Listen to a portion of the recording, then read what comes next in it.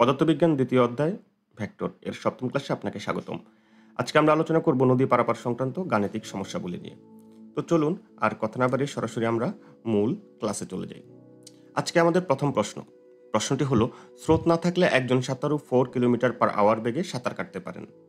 2 kilometre per hour বেগে সরলরেখা বরাবর প্রবাহিত একটি নদীর এপার থেকে ওপারের ঠিক বিপরীত বিন্দুতে পৌঁছতে হলে বা যেতে হলে সাঁতারুকে কোন দিকে সাঁতার কাটতে হবে।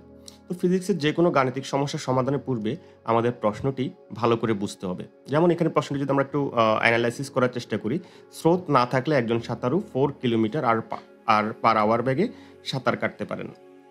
হ্যাঁ, যেহেতু স্রোত না থাকলে তার মানে এখানে শুধু সাঁতারুর বেগ বোঝানো হয়েছে। 2 কিলোমিটার পার আওয়ার বেগে সরল রেখা বরাবর, হ্যাঁ, সরল রেখা বরাবর মানে আমার নদীর স্রোতটি এদিকে কাজ করতেছে। নদীর স্রোত এদিক বরাবর কাজ করতে মানে একটা সরল রেখা বরাবর কাজ করতেছে। আচ্ছা, বরাবর প্রবাহিত নদীর এপার থেকে ওপারের ঠিক বিপরীত বিন্দুতে, এই শব্দ তিনটি আমার ইম্পর্টেন্ট। ঠিক বিপরীত বিন্দুতে যেতে হলে আমাকে সাঁতারুর কোন দিকে সাঁতার কাটতে হবে। আচ্ছা, কোন দিকে সাঁতার কাটতে হবে তার মানে আমাকে বেসিক্যালি বের করতে বলতেছে কি, যদি আমার একটা নদীতে নদী হয়, যেমন আমি একটা নদী আঁকার চেষ্টা করি, যেমন এটা হচ্ছে যদি আমার নদী হয়, এটা হচ্ছে নদীর প্রস্থ, এই অংশটা হচ্ছে আমার নদীর প্রস্থ। এই বিন্দু থেকে যদি সে সাঁতার কাটা শুরু করে, হ্যাঁ, তাহলে সে ঠিক বিপরীত বিন্দুতে মানে ঠিক এই বিন্দুতে পৌঁছাবে। হ্যাঁ, এই বিন্দুতে পৌঁছাতে হলে আমাকে সাঁতারুরকে কোন দিকে সাঁতার কাটতে হবে।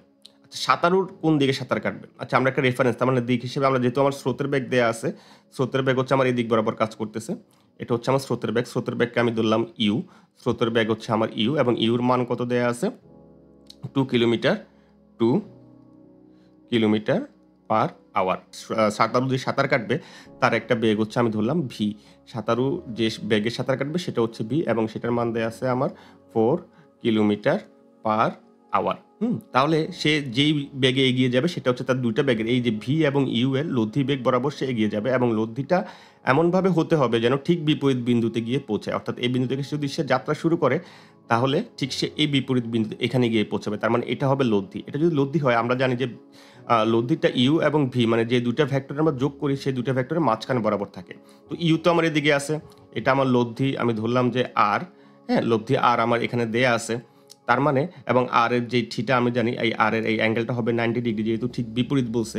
হ্যাঁ, বিপরীত মানে সে এইভাবে যদি আমরা যাই, তার মানে সে আমার এই দিকের সাথে, ইউ এর দিকের সাথে 90 ডিগ্রি কোণ উৎপন্ন করতেছে। তাহলে অবভিয়াসলি আমার ভি হবে এই দিক বরাবর কোনো একটা দিকে, এই দিক বরাবর কোনো একটা দিকে, এবং এই যে ভি আমার ইউ এর সাথে আমি ধরলাম যে আলফা কোণ উৎপন্ন করে, এই ভি আমার ইউ এর দিকের সাথে আলফা কোণ উৎপন্ন করে। তাহলে আমাকে এই আলফাটা বের করতে হবে যে ভিটা আসলে কোন দিকে যাবে। হ্যাঁ, এদিক বরাবর ইউ, এদিক বরাবর ভি, এদিক বরাবর আর। ঠিক আছে, তাহলে আমাদের এখানে দেখা যাচ্ছে যে কি লব্ধির আমরা জানি আমাদের লব্ধিটা হচ্ছে যে কি, আমরা লব্ধির সূত্রটা যদি আমরা লিখি তাহলে হচ্ছে যে কি ট্যান আলফা হচ্ছে যে দুইটা ভেক্টরের মধ্যে, এটাকে আমরা যদি আগের বি ভেক্টরের দিকে কল্পনা করি, তার মানে V sine alpha divide by U plus V cos alpha. আমরা যদি ভেক্টর সামান্তরিক সূত্রের সাথে কল্পনা করি, এটা ছিল আমাদের এ, এটা হচ্ছে আমাদের তখন হয়ে যাবে বি ভেক্টর, এবং এটা হচ্ছে আমাদের আর ভেক্টর। তখন আমরা জানি যে কি B sine alpha divide by A plus B cos alpha. তো যেহেতু এখানে ভি আমি ধরলাম যে সাঁতারুর বেগ ভি, মানে বি এর জায়গায় আমি বি এর পরিবর্তে আমি ভি ব্যবহার করতেছি, ভি সাইন আলফা, আর এদিকে ইউ এর পরিবর্তে আমি ইউ ব্যবহার করতেছি, so U plus V cos alpha. তার মানে আমাকে এখানে আলফা বের করতে হবে, কারণ সাঁতারু কোন দিকে সাঁতার কাটবে। হ্যাঁ, সাঁতারু আলফা দিক বরাবর সাঁতার কাটলে আমি ধরে নিলাম যে আমার সে এই ঠিক 90 ডিগ্রি বরাবর বিপরীত বিন্দুতে পৌঁছাবে। ঠিক আছে, আচ্ছা, তার মানে এখানে আলফা সমান সমান থিটা, এখানে আমার একটা ভুল হয়েছে, আমি সেটা কারেকশন করে নিচ্ছি। এটা হবে আমার ট্যান থিটা। ট্যান থিটা সমান সমান V sine alpha divide by U plus V cos alpha. আচ্ছা, তাহলে এই যে ট্যান থিটা সমান সমান এখানে কত ডিগ্রি? আমার 90 ডিগ্রি। থিটা সমান সমান কত ডিগ্রি? 90 ডিগ্রি, যেহেতু সে ঠিক বিপরীত বিন্দুতে পৌঁছাচ্ছে। তার মানে আমার এখানে দাঁড়াচ্ছে কত? Tan 90 degree. ট্যান 90 ডিগ্রি ই V sine alpha divide by U plus V cos alpha. আচ্ছা, ট্যান 90 ডিগ্রি আমরা ত্রিকোণমিতির অনুপাত থেকে আমরা নবম দশম শ্রেণীতে দেখে আসছি, ট্যান 90 ডিগ্রি সমান সমান হচ্ছে যে ইনফিনিটি। তার ভি এর মান যদি আমরা বসাই, ভি এর মান দেয়া আছে আমার 4, আর সাইন আলফা, যেহেতু আমরা আলফা বের করবো, সাইন আলফার মান আমরা জানি না, আর ইউ হচ্ছে আমাদের কত 2, ভি হচ্ছে আমাদের 4 কস আলফা। আচ্ছা, ইনফিনিটি সমান সমান আমরা জানি যে অসীম, বা অসীম সমান সমান আমরা লিখতে পারি কোনো কিছুকে শূন্য দিয়ে ভাগ করলে সেটা অসীম হয়, বা 1/, divide by 0, 1 divide by 0 equals to আমার ইনফিনিটি। ঠিক আছে, তাহলে এটাকে আমরা ইনফিনিটি আমরা লিখলাম 1 ডিভাইড বাই 0, তাহলে এর পাশে থাকলো আমার 4 sine alpha 2 plus 4 cos alpha. এখন যদি আমি বজ্র গুণন করি তাহলে 2 প্লাস, তাহলে এখানে কি আসতেছে আমার 2 plus 4 cos alpha equals to 0, তাহলে 4 কস আলফা ইকুয়ালস টু -2 বা cos alpha equals to -2 divide by 4, সুতরাং আমার দাঁড়াচ্ছে কস আলফা সমান সমান -হাফ। তাহলে আমরা লিখতে পারি কস আলফা -হাফকে আমরা কি লিখতে পারি, এই যে এখানে যে -হাফ আছে, মাইনাস কস কত ডিগ্রির মান -হাফ, আমরা লিখতে পারি যে কস 120 ডিগ্রির মান হাফ বা -1/2। তাহলে আলফা ইকুয়ালস টু আমার কি দাঁড়াচ্ছে, আলফা অ্যাঙ্গেলটা সমান সমান আমার দাঁড়াচ্ছে 120 ডিগ্রি। অর্থাৎ আমরা যে এটাই হচ্ছে আমাদের অ্যান্সার। হ্যাঁ, তাহলে আমরা কি পেলাম, আমরা পেলাম যে যদি সাঁতারু স্রোতের দিকের সাথে 120 ডিগ্রি কোণে সাঁতার কাটে তাহলে সে ঠিক এখান থেকে যে দুটো ব্যাগের লব্ধি আসবে সেই লব্ধিটা এমনভাবে আসবে যেন সে 90 ডিগ্রি অ্যাঙ্গেলে গিয়ে পৌঁছাবে, মানে ঠিক বিপরীত বিন্দুতে। এখান থেকে সাঁতার কাটছে, সে যদি এই দিক বরাবর করে সাঁতার কাটে তাহলে ঠিক সে এই বিন্দুতে গিয়ে পৌঁছাবে। এই কারণেই আমরা অনেক সময় দেখি যে আমরা যখন নদী পারাপার হতে যাই আমাদের নৌকার মাঝি এমনভাবে নৌকা চালায় মনে হচ্ছে আমরা কোনাকুনি দিকে যাচ্ছি, কিন্তু আসলে আমরা ঠিক অপর দিকে মানে অন্য একটা ডাইরেকশনে গিয়ে কিন্তু আসলে আমরা মুভ করতেছি। আমাদের অনেক সময় মনে হতে পারে যে ওদিক থেকে একটা বড় জাহাজ আসতেছে, আমাদের নৌকার মাঝি এমনভাবে চালাচ্ছে যেন আমরা ওই জাহাজটার সাথে গিয়ে ধাক্কা খাবো বা একটা অ্যাক্সিডেন্ট হওয়ার সম্ভাবনা থাকে, কিন্তু নৌকার মাঝি তার বাস্তবিক অভিজ্ঞতা থেকে এমন দিকে নৌকাটাকে চালায়, হ্যাঁ, আমাদের কাছে মনে হয় যেন আমরা সে জাহাজের কাছে যাচ্ছি, কিন্তু এই যে লব্ধি বেগের কারণে আসলে আমরা সে জাহাজটার কাছে যাচ্ছি না, আমরা অন্য একটা ডাইরেকশনে যাচ্ছি। কারণ তখন আমার নদীতে থাকে স্রোতের বেগ থাকে এবং আমার নৌকার বেগ থেকে, দুইটা বেগের ডিরেকশন এমনভাবে আমরা রাখি যাতে আমাদের এই ডাইরেকশনটা আমরা ইচ্ছামতো চুজ করতে পারি। ঠিক আছে, তাহলে এই প্রশ্নের সমাধান আশা করি সবাই বুঝতে পেরেছেন। আমরা পরবর্তী প্রশ্নে চলে যাই। আচ্ছা, পরবর্তী প্রশ্নে বলছে কি, চিত্রে প্রবাহমান নদীর প্রস্থ 1.5 কিলোমিটার। অর্থাৎ আমার এইটা হচ্ছে যে আমার কত 1.5 কিলোমিটার, এই নদীর প্রস্থ 1.5 কিলোমিটার। আচ্ছা, এবং স্রোতের বেগ 4 কিলোমিটার পার আওয়ার, মানে স্রোত যে এদিকে প্রবাহিত হচ্ছে এটা হচ্ছে আমার 4 কিলোমিটার পার আওয়ার। রহমত মাঝি এবি বরাবর নৌকা চালনা করে এসি বরাবর অপর পারে পৌঁছলেন। তাহলে রহমত মাঝি করলেন কি, এই যে এ এবং বি মানে এই দিক বরাবর, হ্যাঁ, এবি বরাবর নৌকা চালনা করছে। যেহেতু দুটা ব্যাগ, তার নৌকার ব্যাগ একটা আছে এবং তার একটা স্রোতের ব্যাগের দিকে কাজ করতেছে এবং একটা নৌকার ব্যাগের দিকে কাজ করতেছে, তখন সে এই এসি বরাবর সে সি বিন্দুতে এসে পৌঁছালেন। এবং নৌকার ব্যাগ আমাদেরকে বলে দিল 3 কিলোমিটার পার আওয়ার। নৌকার বেগ বলে দিল আমাদের 3 কিলোমিটার পার আওয়ার। তাহলে আমাদেরকে বললো যে কি এসি বরাবর নৌকার অতিক্রান্ত দূরত্ব নির্ণয় করতে। অর্থাৎ আমরা যে এই যে নৌকাটা যে এই যে এ বিন্দু থেকে সি বিন্দুতে গিয়ে এখানে পৌঁছালো, তাহলে সে কতটুকু ডিস্টেন্স ট্রাভেল করলো বা কতটুকু দূরত্ব সে অতিক্রম করলো। ঠিক আছে, কতটুকু দূরত্ব সে অতিক্রম করলো সেটা আমাদেরকে বের করতে হবে। তাহলে এখানে আমাদেরকে আমরা যদি চিত্র এখানে একটু রাফভাবে এঁকে নিই, আমাদেরকে এই বরাবর গেল, এই বরাবর তার হচ্ছে যে নৌকার বেগ ছিল ভি, এদিক বরাবর আমাদের স্রোতের বেগ আছে ইউ। আচ্ছা, এদিক বরাবর হচ্ছে যে আমাদের ইউ সমান স্রোতের বেগ কি আমাদেরকে দিচ্ছে, হ্যাঁ, স্রোতের বেগ আমাদের দেয়া আছে 4 কিলোমিটার পার আওয়ার, এবং আমাদের এখানে নৌকার বেগ, এদিক বরাবর নৌকার বেগ হচ্ছে আমাদের 3 কিলোমিটার পার আওয়ার। তাহলে এদিক দিয়ে আমাদের সি গেল, এদিক বরাবর আমাদের সি যদি যায় এবং আমাদের এই কোশ্চেনে এই অ্যাঙ্গেলটা দেয়া আছে, এই অ্যাঙ্গেলটা দেয়া আছে 30 ডিগ্রি। যেহেতু সে ঠিক বিপরীত বিন্দুতে পৌঁছাইছে, সুতরাং এখানে আমার এই অ্যাঙ্গেলটা কত ছিল, আমি যদি একটু ডিফারেন্ট কালার দিয়ে দেখাই, এই অ্যাঙ্গেলটা ছিল কত আমার, এই অ্যাঙ্গেলটা ছিল হচ্ছে 90 ডিগ্রি। ঠিক আছে, আর এইটুকু অ্যাঙ্গেল যদি 30 ডিগ্রি হয়, তার মানে অবভিয়াসলি আমার এই অ্যাঙ্গেলটা কত ডিগ্রি হবে, এই অ্যাঙ্গেলটা হবে আমার 60 ডিগ্রি। আচ্ছা, তাহলে এটা ছিল আমার এ বিন্দু, এটা হচ্ছে আমার সি বিন্দু এবং এটা হচ্ছে আমার বি বিন্দু। তাহলে সমকোণী ত্রিভুজ এ বি সি থেকে আমরা পাই, হ্যাঁ, যেহেতু এটা হচ্ছে যে আমার অ্যাঙ্গেল, হ্যাঁ, এটা হচ্ছে আমার অ্যাঙ্গেল, তাহলে অ্যাঙ্গেল বিএসি, হ্যাঁ, অ্যাঙ্গেল বিএসি ইকুয়ালস 60 ডিগ্রি।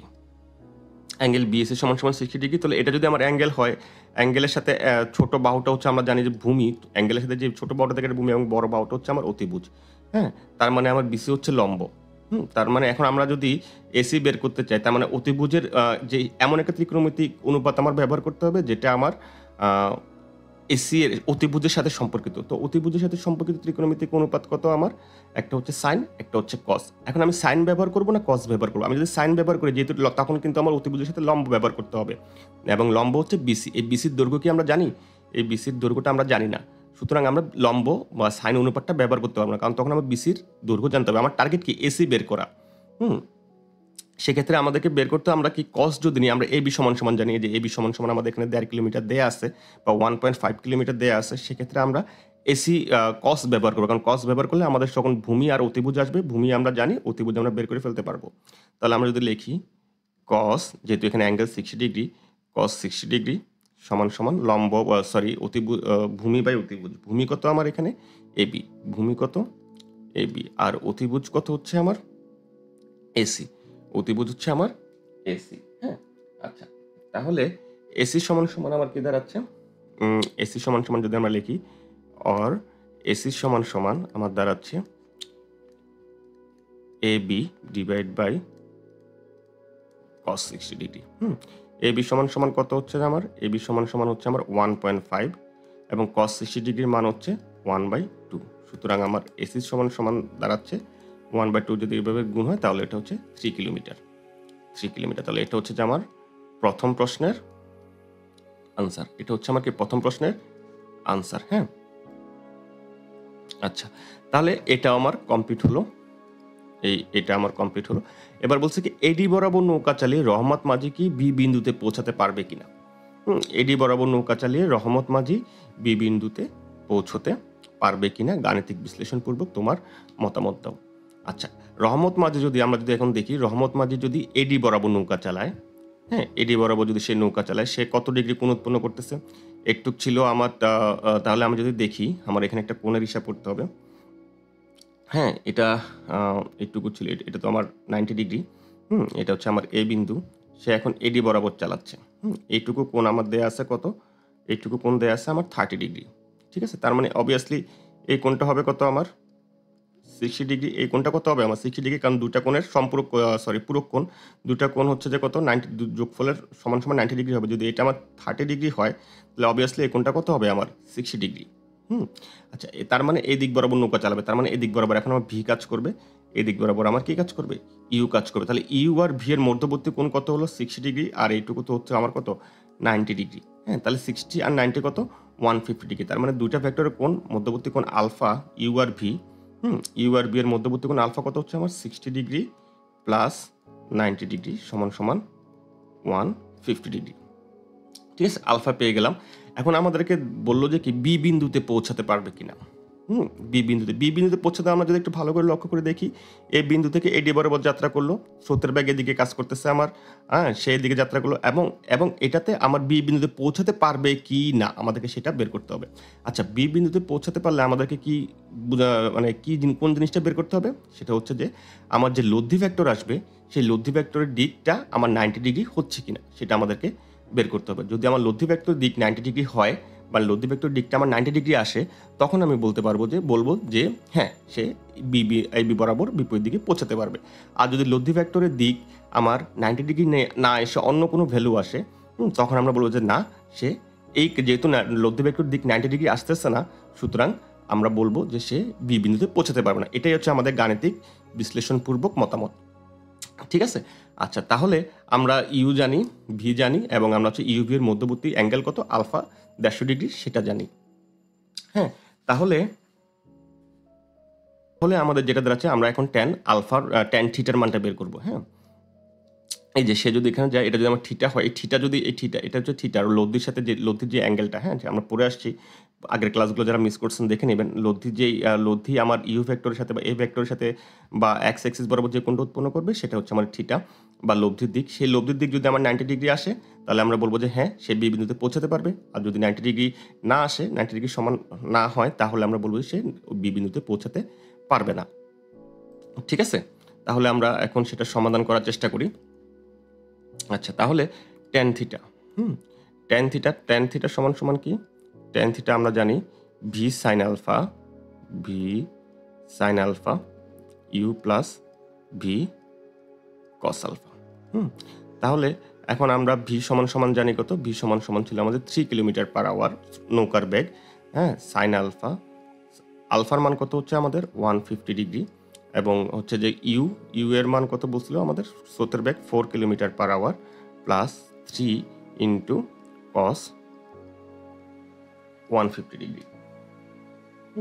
তাহলে এটা যদি আমি করি তাহলে tan থিটা সমান সমান আসবে কত? যদি আমি করি তাহলে tan থিটা সমান সমান এই যে এই অংশটার মান আসবে 1.07। আমি যদি 3 এবং ক্যালকুলেটরের মাধ্যমে, সাইন্টিফিক ক্যালকুলেটরের মাধ্যমে সমাধান করি 1.07, তাহলে থিটা ইকুয়ালস টু, আমি যদি বিপরীত ত্রিকোণমিতির অনুপাত নিই tan ইনভার্স 1.07, তাহলে আমার থিটার মান আসে কত? থিটার মান আসতেছে 46। আমি যদি এটা হিসাব করি তাহলে আসবে 46.94 ডিগ্রি। 46.94 ডিগ্রি। তাহলে থিটা কি আমার 90 ডিগ্রি আসছে? তাহলে আমার থিটা কি 90 ডিগ্রি আসলো না। হ্যাঁ, তাহলে আমি বলতে পারবো যেহেতু থিটা আমার 90 ডিগ্রি না, হ্যাঁ, যেহেতু থিটা আমার এখানে 90 ডিগ্রি আসে নাই, সুতরাং থিটা আসছে কত? থিটা আসছে আমার 46.94 ডিগ্রি। থিটা আসছে কত? 46.94 ডিগ্রি। হ্যাঁ, তার মানে এটা হচ্ছে এরকম কোনো একটা দিক, মানে এটা যদি আমার সেই ইয়েটা হয়, সে এদিক বরাবর, সে এডি বরাবর গেল, এদিক বরাবর নৌকা চালালো, এদিক বরাবর আমার স্রোতের বেগ ভি আছে, হ্যাঁ, তার মধ্যবর্তী অ্যাঙ্গেল এই যে আলফা, এটা ছিল আলফা। আলফার সমান সমান কত ছিল আমাদের? 150 ডিগ্রি। তাহলে লব্ধিটা এরকম আসবে, এবং লব্ধিটার দিক হবে কত?